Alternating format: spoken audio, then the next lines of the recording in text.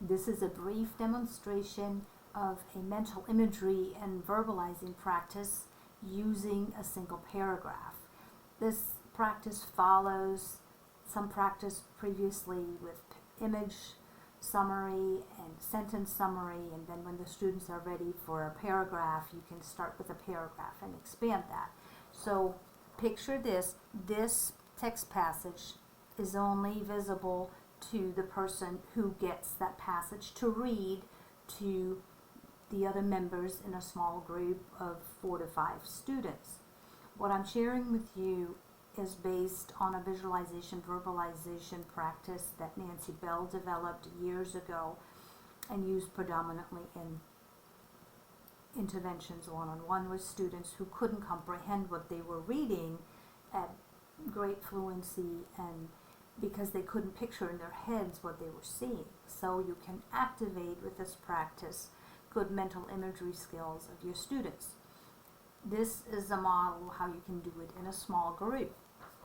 So picture this, only one person in the group sees what's on the right side, which is the actual passage, and the other people, each person or 2 people in together as a team practice, get 5 to 7 differently colored little squares to use. Those could be little foam pads, pressed foam pads, or felt pads, or paper, whatever you feel you want to use. So on the left, you see what each listener gets, where 2 people together get. Then the person on the right reads the passage and doesn't show it to the other people. So for practice purposes, so that you see how the logic works, I'll let you see the text passage. For now, when I read it for the first time and the reader reads it more than once, dolphins are very smart mammals.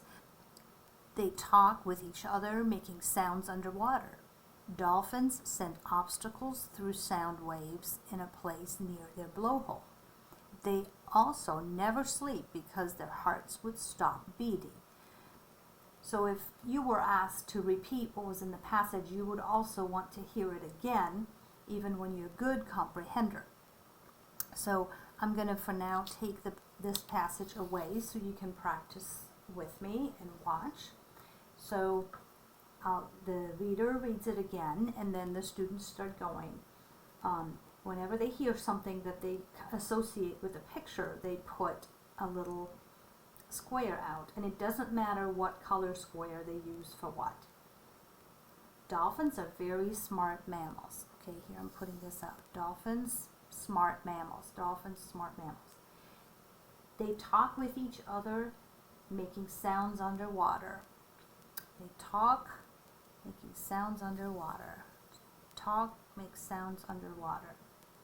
I'm thinking, that's what I'm associating with the red square. Dolphins sense obstacles through sound waves in a place near their blowhole. Dolphins sense what gets in their way through something that's near their blowhole. Okay.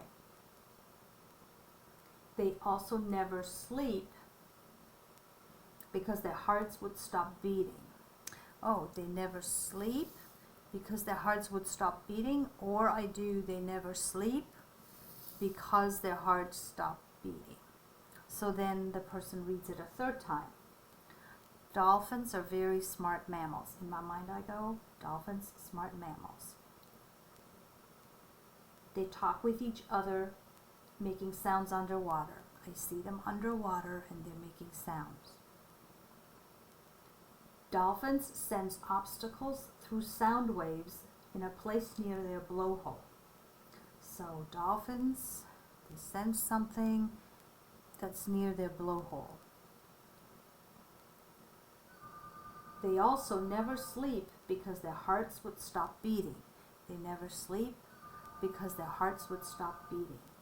So now let's see, I've heard it 3 times, then with my team partner I would review this.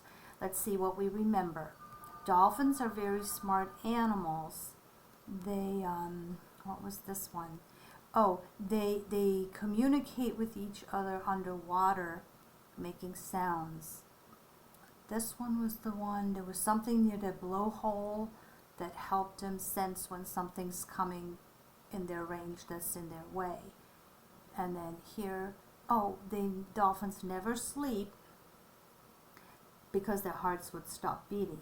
So you see, as I was reviewing this information, I used my own words and just associated what I heard with those pieces. So then if they work in teams of two, they practice this with each other, switch roles, and then they get to retell the story by pointing it out. So dolphins are really very smart animals.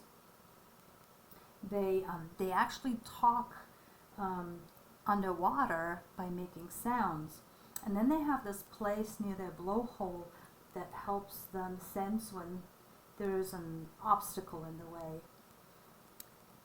It's also neat because to know that dolphins actually never sleep, and the reason for it is their hearts would actually stop beating. So that's what that practice is like for a brief passage like that. So then some very anxious students might want to even see the passage to compare it, and so gradually you can expand the details in content to memorize. And then you could have different passages and they could be rotated, or a more complex one for students that are already pretty good comprehenders, but practicing to visualize in your head what you just read is a good mental capacity skill that all students can benefit from, because they spend so much time on computer screens where everything's already pre-produced and given to them. So explore this. It's really, even for good comprehenders, a good mind stretch exercise. Enjoy and explore.